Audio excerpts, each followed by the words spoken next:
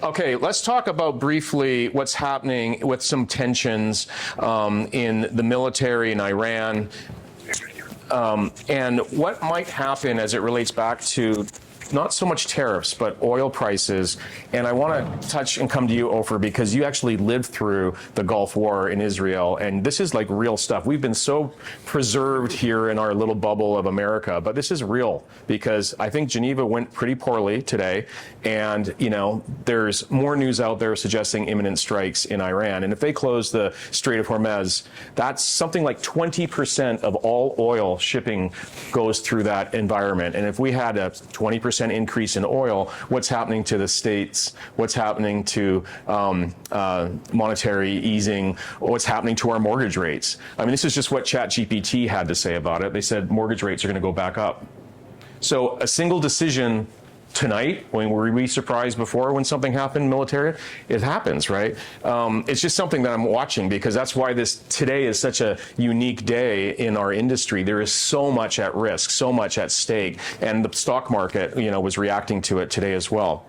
So do you have any thoughts about that? I mean, you lived, Ofer, through a military time in Israel. You were in the Middle East. Do you guys have any perspective amongst your colleagues, kind of what's the mindset right now with Iran?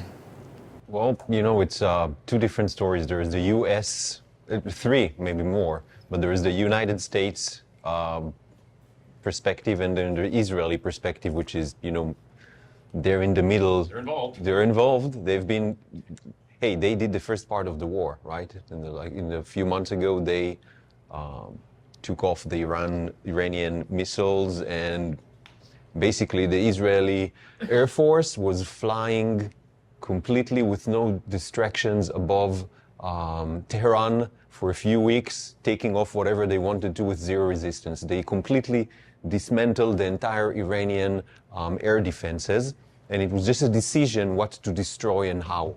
And the United States is there because there's deeper things happening behind the scenes and in the depth of the caves. And while Israel did a lot, when Israel went out, they started rebuilding everything again. So the question is, how do you handle it? But let's put politics aside and let's talk a little bit about the economical effects. From my experience, you know, living through the Gulf War and being in a shelter with the gas masks for, you know, 2 weeks, and having my little brother, you know, 3 months old in a like plastic tent, you know, all trying to seal it up with tape, not knowing how, you know, you're going to end the night.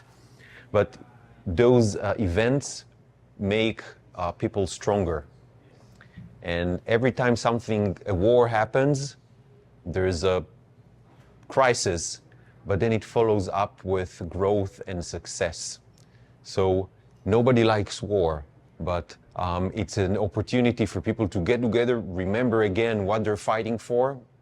Are we fighting for freedom, for good? When we live in our own little lives, we're just like we're living for the next Costco run and for the parents coming over or the grandkids coming over. That's our focus. And suddenly it reminds us there are bigger things to tackle. So I think that in the short term, everything is going to be disrupted, especially for the people living there.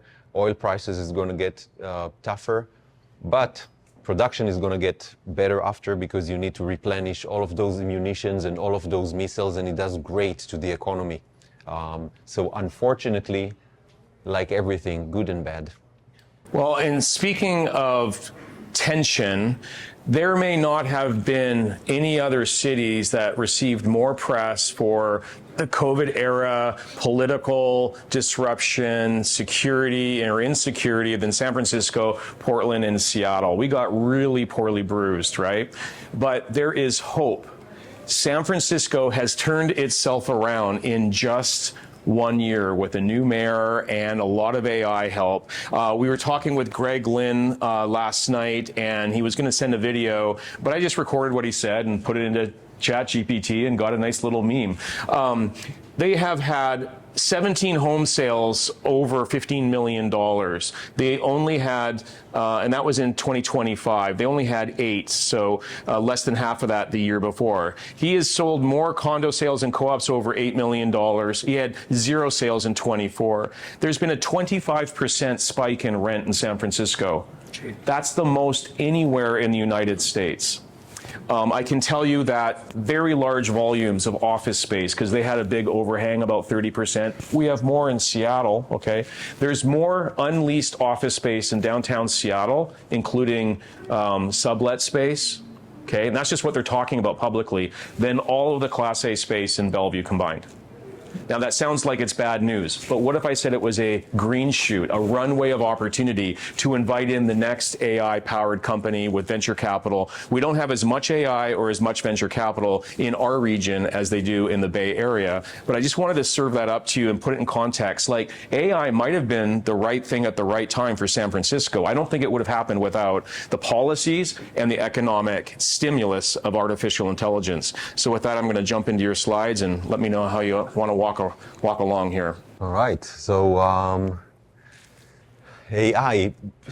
Recently, I've been talking and listening to AI all day, every day, and like everyone here. But it seems like 99% of the talk out there is either hype. It's gonna change everything. Everything's gonna be different. Everybody's gonna, or it's like doomsday scenarios. We're going to lose all our jobs, everything's going to be worse. And the fact is, it creates opportunities and it creates risks, like any new thing. And you have to look at AI as those two things. What opportunities it creates and what are the risks. It's probably not going to be all good or all bad like anything else in our history. And thinking about that, also in the real estate perspective, it can make you understand why the real estate market here in Washington could feel sluggish and weird, like try to sell a condo in Seattle now, or it could feel bullish and strong, like in specific places, right? So is it good or is it bad? So I'm here to tell you that it's not good and not bad. This Washington market is not confused. It was just split to 2 different markets.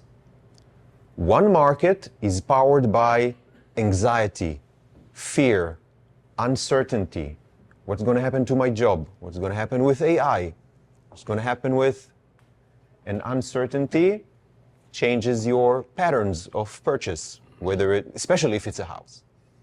Another market is driven by opportunity, leverage. The AI created a new type of leverage.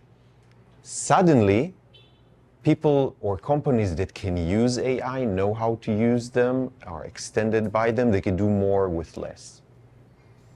They can get money from capital. Like all of the market gains you see is because a lot of money is flowing into AI companies, right? So basically you're seeing 2 markets. One market with people that know how to leverage or are lucky enough to leverage and have the opportunity. And the other is families or people that are concerned with what's going to happen. And when you have concern and when you have uncertain future, this is one of the main behavioral decision effects on buying or not buying a house, right? I'm not talking about a way to evade taxes or invest. I'm talking about the average person, buying a bigger house or moving in or buying versus renting. So if you have uncertainty, you have less people buying. So what we're seeing is 2 markets. One market led by people who have the leverage, have the money built around AI, and they have the confidence to invest now when the prices are low. And you can see them making very, very calculated decision, looking through the thread and getting good deals, right? There are a lot of people who are trying to sell and can't. and they're investing heavily. On the other hand, you see completely different market segments that are going into rental mode. Yep. And we're actually investing in a property management company for that very reason, that we see the executive leasing, right, lovingly leasing a home, because they might not want to sell a home right now. They might want to wait a couple of years and see how this shakes out. But on the other hand, they don't need to live that life right now. They want to be conservative. So they're leasing down, leasing an existing home without selling it, and then leasing something more modest. Why? Because like 10,000 people lost their jobs. And these are not insignificant jobs. You know, you realize now the stat is Amazon's no longer the largest employer of Seattle. Okay, University of Washington is, which we'll come back to that because that's a good thing. But back to you, Ofer, in terms of these kind of anxiety. One technology, two housing markets. You were just speaking to that. Yeah, so we can move to the next slide. Okay, AI makes top performers richer. That's not fair. It makes average performers nervous. So, you know, I think the similar analogy is stock market investment, investing in stock versus options. Stock. And when you invest in a stock and it grew like 20%, you made 20%.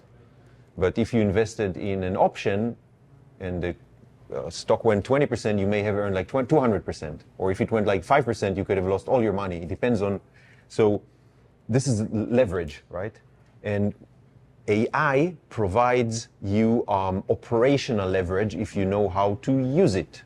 Like if you build a new business that can use AI instead of employees, or for a lot of its purposes, then you have leverage compared to another business, right? You can do the same thing with a lesser cost structure, and usually cost structure is something that is really, you know, traditionally the same over the years, and suddenly someone is disrupting it, you get more leverage, you can do more. And other companies and other people who don't have access to this technology, don't know how to use it, they're like the one-to-one work production ratio. So we think that like in options, if the people who get leverage will be just able to make more money and use the opportunity very, very quickly. And if we move on, Sharon, yes, so another thing to remember is that currently the stock market is growing. Everybody knows, you know, stock market is cyclical, and, you know, whatever goes up goes down and gets corrections. It goes up in the long term. But now we're like in the, as Gartner calls it, the peak of expectations. People don't know what AI is going to do. Even the companies who are building it, right? They're not making money yet. Very few companies actually make money from AI, and not traditionally the AI companies. It's like the data centers who actually sell compute power, or Google who's making money anyway, and they're just, you know, pushing AI. But OpenAI, Claude, all those AI companies, all the companies that raise hundreds of billions and trillions of dollars and cause the stock market to rise so much, they're just not making any cent yet. Ofer, is it possibly a bubble waiting, and how many unicorns can we actually have that are sustainable? Because I remember mylackey.com back in 1999, and I mean, what was the business model? You could hire someone to go and do something for next to nothing. There was no exit to it, but it had .com behind it, right, Bob? You remember those days? And there's the whole .bomb. It happened. I mean, is there potential here? Can the panel talk a little bit louder? We can't hear. Oh, come up here, Laura, if you'd like. There's a couple of seats up here if you guys would rather. Yeah. So enunciate the idea that, is there a bit of a bubble? There's been a lot of sensational, futuristic points of view reporting on this that caused some concern, right? So, you know, when you're looking at a bubble, there's several things I'm looking at. Is it a bubble altogether? No. Like the internet was not a bubble, right? Maybe most of the companies who were there in 1998 and 2000, maybe they're not here anymore, but the infrastructure is. Like everything that was built in those years is still being used by all of us. The fiber optic that was laid down all across America, those companies didn't make money, but now someone is making money. They bought it, they purchased it, you're using it. So I think it will be the same with AI. All the investment, everything that's being done, all the data centers are still going to be there. But are the companies currently involved going to be there? Probably not. Probably not all of them can make money. As you said, how many unicorns can you have? If you have 1,000 unicorns, they're not unicorns anymore, they're donkeys, right? Well, to expand on like your question there, the question is in the .com we had a lot of basically vaporware companies. Exactly. And in AI, I see a lot of vaporware companies there now, and yeah, I do think that there will be some type of correction due to the vaporware that's out there. And how many vaporware AI companies do you see preferred in the market right now? All of them. Not all of them. It's not that I don't trust what they're doing. It's just there are too many doing all the same thing. And this doesn't work this way, right? You have one Google. How many companies are traded and doing web search? Google. How many are doing operating systems? Microsoft, Apple. That's it. It gets into one or two. So we won't need all those 20 or 30. So will there be acquisitions? Yes. Will there be bankruptcies? Yes, for sure. It's just natural. And I think that if you look at those companies and the way they're located in the Puget Sound area, you can see their effect on the real estate market. But people are asking, how is it going to affect the real estate market in Washington? So it's not one Washington. It's not even one Bellevue. You can see the areas, specific areas in Bellevue where successful companies are. They have like a little islands of bubble around them. And the rest, no. Seattle the same. There are some good areas, but if you're selling today in Seattle and not the perfect product, good luck. Open houses are empty these days sometimes in some areas. And it's like the next neighborhood. So it's another example of how the gap widens between if you're in or if you're out. And you can be your neighbor in and you're out. And the difference is striking. Well, and since I'm the purveyor of mirth here, I'll be optimistic and say I read an Apollo a global report recently about sporting teams and how that's become such a big business with Formula One, with our team selling soon, and so on, in the Olympics, the World Cup. So our sporting moment is this year, and I feel like Vancouver cashed in on it, Atlanta cashed in on it, many places. Beijing has done a great job. And I feel like for us to lose that moment would be a travesty. So I say we keep our teams supported locally as much as possible. And we do a lot around this theme of experiences around sport. And I just think I think this is our time to understand luxury experiences and marry them to luxury real estate. And I have a proxy for that that's going to wrap up in our presentation. And so thank you for bringing that up, because AI is definitely part of it, and we're blessed to have it. I mean, Ofer, is there any other place on the continent that AI is having as much impact other than Santa Clara and San Francisco Bay Area than here? I mean, we're number 2, aren't we? Yes, I think Texas is competing. It's Elon Musk's hometown, and he just loves buying cities and renaming them after his company, like Starbase Texas. So we'll see like AI or Jarvis, Texas. I don't know. Pulled down tens of thousands of square feet around the corner for his AI company. Why would he choose that here? Yep, I think he just wants the local talent, people from Google, Microsoft, Amazon. The local companies, Amazon, Microsoft, I'm not talking about Google and Oracle that are not local, they have more than 50% of the world cloud market. So being here is like, opening a flight company, an airplane company next to Boeing, because engineers are going to come over. And I think, by the way, Elon Musk just signed an agreement with the government last week for him to provide AI to the government. And it's just like, why did the government sign with him? Isn't it fair that they sign with him and not with anybody else? So apparently, nobody else wanted. Why? Because the government insisted that the AI company who provides them the service remove all the guardrails.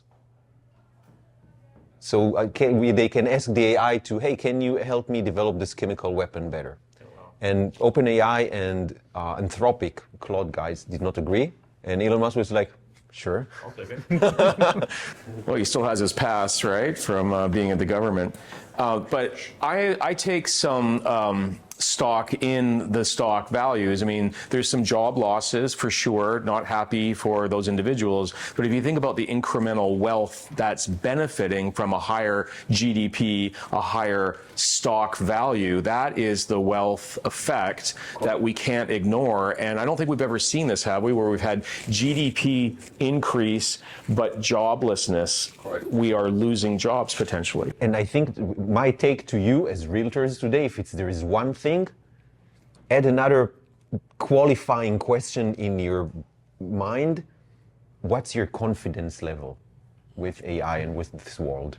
Because I think according to people's confidence level, where they see themselves as part of this new world, it's going to affect a lot their decision points. Whether they're going to keep liquid, be safe, rent, or, yeah, I'm part of the new game. Let's get going. So for I have a question. Here, why this is bullish for Seattle? You say that like east side submarkets near data center corridors and corporate campuses feel this more directly. Can you talk more on that? Like, are there any data centers pulling up here because of this thing? The east side, I mean the eastern Washington. I just told Dean that my dad asked me to invest some of his money in real estate and to get like a single family for rental. That's not my personal criteria, so I started looking at that. And Seattle and the east side are really, really tough for finding cash flowing property owners. Yeah. Even if you want to break even, it's not really easy. And we're looking now at East Washington, at the Tri-City area and Quincy area, in places where the existing data centers or upcoming data centers and power plants are coming to. And we see that the market, even today, you can get like for $450,000 a single family, 2,000 square feet in Quincy, and it will rent for $2,200. And even with the 6% interest at 6.5, it's kind of okay. And you're like, wow, are those animals, do those animals exist? So it does exist, and it was from like year 2000 and something, so it's a newer construction. And that's only the beginning. Matthews fan goes out there, you can get a lot of money in Airbnb. So. Oh, I didn't know that they are. And this is just the beginning. So these are small cities. When you have a new data center coming, you have tens of thousands of jobs. And Washington has benefited a lot from Amazon's fulfillment centers. yeah, I mean, that town was a nothing burger. And yeah. Look what it did to Seattle. Like Seattle before Amazon was, And why Eastern Washington as a choice for large data centers, and how many jobs are they going to consume? So the why is power. Those AI data centers, their power consumption is nothing that we've ever heard before. Like it could be a consumption equivalent to the entire King County for one factory, right? They're measuring it in hundreds of megawatts, or the big ones in gigawatts. It's like Back to the Future, stupid, right? And getting this amount of power needs a dedicated power source, because if it takes as much power as the entire county, it's not that like PSE is sitting with their, hey, can you use more power, please? No, they ask you to save power because they have flex events and they don't have enough power. So Eastern Washington is where we have our hydro plants. It means that we can get free power from the energy, the kinetic energy and gravitation of water. And this creates cheap energy source, clean energy source. And Microsoft, with the local, they're planning to extend the hydro plants in Eastern Washington and have the data centers close to them. Why close? Did any one of you pay the PSE an extension fee for 200 feet from a power plant to their new construction for like $100,000? So, and this is like for, one little cable. Imagine what's taking a gigawatt over several cities, counties, highways, bridges, lakes.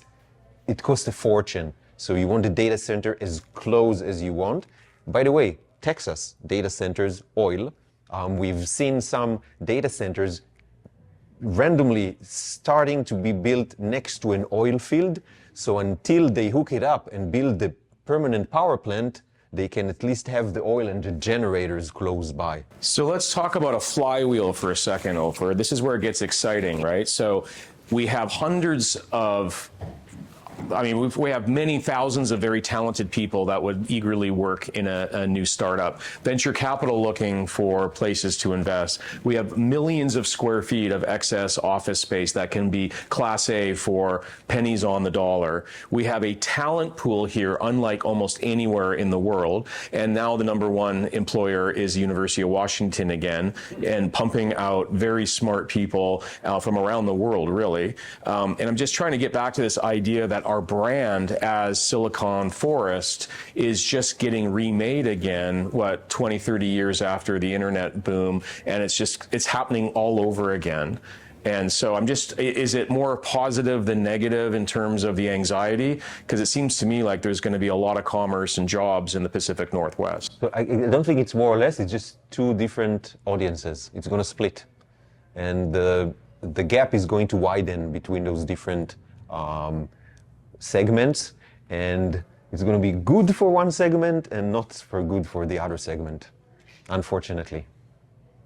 So the AI corridor is real and misleading for the broader region. Bellevue is no longer AI adjacent, and on the positive side, and then clustering and the rising tide. What do you want to speak to here on these slides? So I think I mentioned it that the advantages are not to Washington as a whole, because we have, AI work. It's going to be very, very, very local. I don't think we're going to see high demand for, I don't think we're going to see spikes in real estate prices because people are coming here to work in an I, like we had in the Amazon round, where people were migrating to Seattle, and the entire Seattle was built because of Amazon, like in the last 20 years. Billions and billions and billions of restaurants. South Lake Union, how did it look before Amazon? Looked like a garage, right? A parking lot, and now it's a modern, downtown. So I think that next to the companies that are going to succeed, we're going to see success, and the rest is going to be kept in fear and uncertainty. So again, we're going to see more split and more divide. And do you want to make some comments about renting versus ownership? Yeah, I think probably everybody here has a better feeling for that than me. But this is really trivial. We see now investment in a house. If before it was, hey, I've got to buy a house because I need the confidence, this is what my family should have. Now it's more of a strategic investment. Like if you have an investor mind, you'd buy a house, but staying liquid and not getting into a risky investment is on the top of the mind of a lot of the tech workers out there, which is a big part of our audience. So suddenly paying rent more than your mortgage is like, okay, because I'll pay $500 more, but I'm not sure I'm going to be able to afford my house if I get fired. So I better rent and keep the down payment. Maybe I have like $300,000-$400,000. I'll keep them liquid. Who knows what's going to happen? Well, it's also a function of affordability. There was famously 45,000 multifamily housing units built within walking distance of our office in Belltown since 2005, okay, last 15 years. 45,000. Anyone want to guess what percentage of them were for sale versus rent? 7%. Almost all of it is rental. That's why the city of Seattle has more renters than they have homeowners. And so the next bastion of affordability would probably be another condominium. Are they building any more condominiums? No. Say no. No, it doesn't pencil. Is House Bill 1110 helping those affordable housing issues? Say no. It doesn't pencil because of MHA somewhat in the Seattle policies, but also the land residual is still too high to exit through a house to build a 4-pack in most locations. Maybe in the South Sound you'll see it first. So while we have policy, Eddie, that is finally catching up to the demand, it might be too late And as you know, the Condominium Act is very punitive to developers, right? So they're not going to be on the hook for 4 years, and they only have 5% non-refundable deposits. It's too much risk. In most of the other mature markets where you see condo, you can take 10, 20, 30% non-refundable deposits and put that money to work in the capital stack, but not our developers here. So we'll see BOZA go forward. I don't think you'll see anything for 5 years in Seattle. And what you see is what you get for inventory, which actually, remember this, brings up a very good point about buying the dip. Buying the dip. Because if what happened in San Francisco happens in Seattle, and I believe we're likely to see this, you're going to look at real estate values that are going to skyrocket, because until the price of a new construction condominium will pay for that capital stack and that risk, it's going to have to go up about 50%, 50. Replacement costs for high rises, $1,500, $1,800 a square foot. Active selling prices, about $1,000 a square foot. So that means the entire resale market and all of your investment properties, which by the way rent very well, okay, in Seattle during FIFA coming up here, Super Bowl City, okay, watch that rising tide, but you're not going to see high-rise construction. So I don't know where people are going to live. So I think the tariffs are going to make real estate more expensive. Taxation is going to make it more expensive. So we can't get replacement housing unless you want to drive to affordability. But unlike Texas, whoever said Texas, it's a ring city. Throw down some dirt, drive another 20 minutes and you can buy a house. You can't do that here. I mean, Lori, you came up from the South Sound. I know you're a little late. We love seeing you. But it takes time to get up here, right? 40 minutes, 60 minutes, you never know. So I think policies with the Washington Condominium Act is an issue, but also the Growth Management Act is an issue.